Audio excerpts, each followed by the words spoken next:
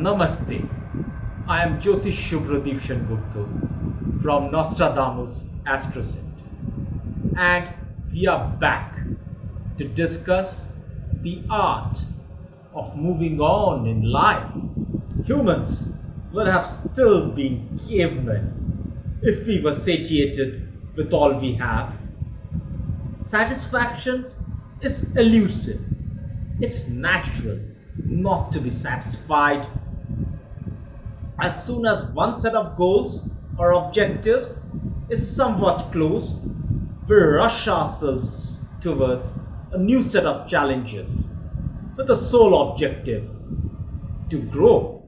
पुनर्मा आत्मा पुनरायुरागात् पुनः प्राणः पुनराकूतमागात्.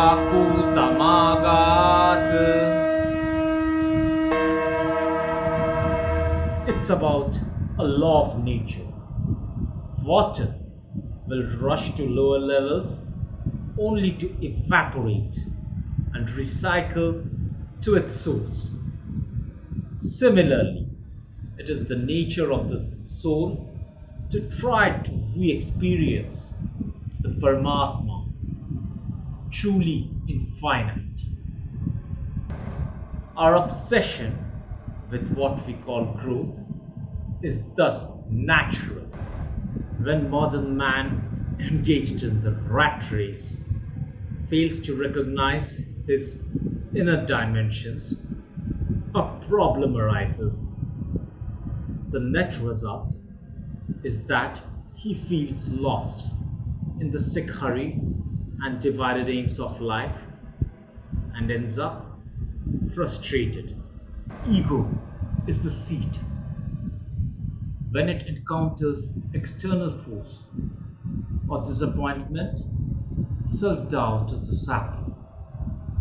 It grows into frustration and repentance, despair, melancholy, and a feeling of being rudderless is growing among members of the accomplished society. It's an inevitable byproduct of chasing. Humans must be ambitious. Our powers of perception, motor control, and imagination are higher, perhaps, than beings we can ordinarily perceive. To help us perceive change, we are endowed with Indriyas, by definition derived from the Indras, or gods of basic elements. The Shukla Paksha of the Bhadrapada Mass is dedicated to the worship of Indra, his wife Sachidevi, and his retinue of gods. The beauty of Hindutva is that it's a freeway of ideas and reflections. One can preach his own version of Hindu practices and philosophy. There is no way, however, one can rebaptize their ideal practices, 64 lifetime duties, extended versions of Trisandhya, Niyama, and Shatkriya. Diversity is taught and accepted. Hinduism is an amalgamation of cults and philosophies. The spectrum is variegated. Vedanta, Samkhya, the basis of Patanjali's Yoga Sutra, and Nastika, which rejects the supremacy of Vedic thought, are all accepted in Hinduism.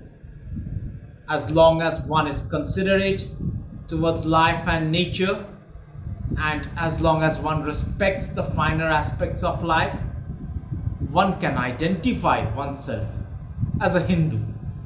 Bahir Indriyas, or external senses, are divided into two groups. Jnanendriya, or sensory organs. Skin, for touch, forms the basis of all other sensations. It It is also present in all other sensory organs. Sharvendriyam Vyapiko Sparshakrito. So, Rishi Charaka said, eyesight, Chakshu.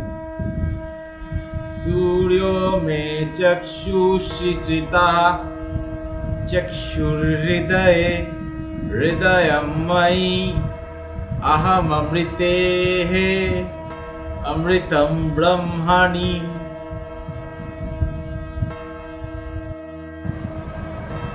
Srotre or hearing. Disho me srotre sritaha Srotragum Hridaye Hridayamai Aham Amritehe Amritam Brahmani.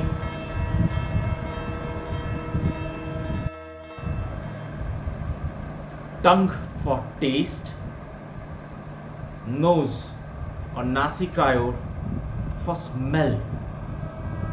Nasikayor vayustishtatu.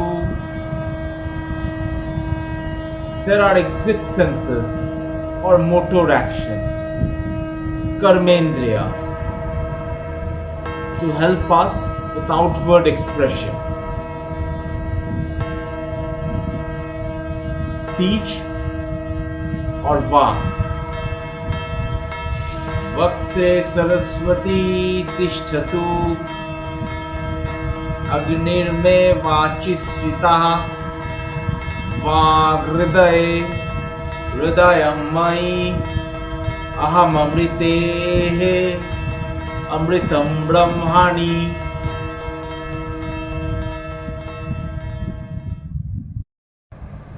Nayan, eyes for expression, hands, hasta for grasping, and bahu for lifting weights. Prajanan or genitals, pada, feet, jathar and guchada, digestive system and rectum, respectively. Vayu or pattern of breath.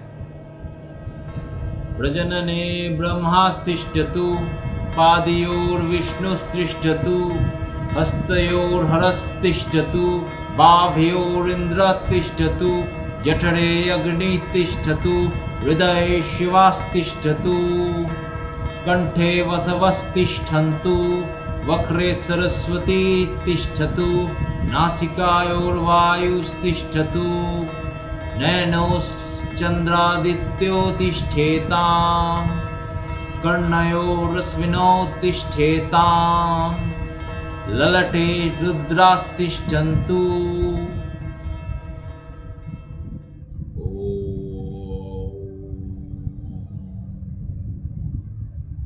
What we think and what we see affects the Alochika Pitta, responsible for the sparkle in our eyes. Our eating pattern and interaction with people affects the Rajaka Pitta, which affects the skin. A yogi can differentiate a person just by the looks. It is the Indriyas that help all beings survive. Ayurvedacharyas determine longevity of a person by appearance of the Karmendriyas. Also possibility of imminent death by set patterns of malfunctioning of the Indriya Buddhis. Indriya Kinam Indriyam refers to fatal signs in the sensory organs. God has made man in his own image to help us steer through difficult times. He has given us mental and spiritual faculties as well. The AntarIndriyas, which we, being human, must talk about. The Manas or the Manomay Kosh is the GPU of our thinking system, with the conscious mind pulling the ropes, assisting our feelings and our mental faculties. Feelings of mental and physical pain and pleasure are the karmic and memory building blocks. They also reflect how well one is performing. The sight of monks traveling bare-bodied in extreme weather conditions might be electrifying. They remind one of Buddha's second arrow. The Buddha proverbially says, whenever an arrow hits us, it is always two arrows. The first one, which nature has cruelly assigned for us, and the second one is man's own reaction to the first. The second arrow, the Buddha says, is worse. We often encounter people with severe and chronic physical pain and encumbrances who have made mammoth contributions towards the society. By virtue of sheer grit, the Mahabharata tells us how Arjuna, having developed self-discipline and his power of concentration, could perform miracles. He could shoot an arrow with perfect aim, guided by the slightest sound. Even mental handicap can be overcome.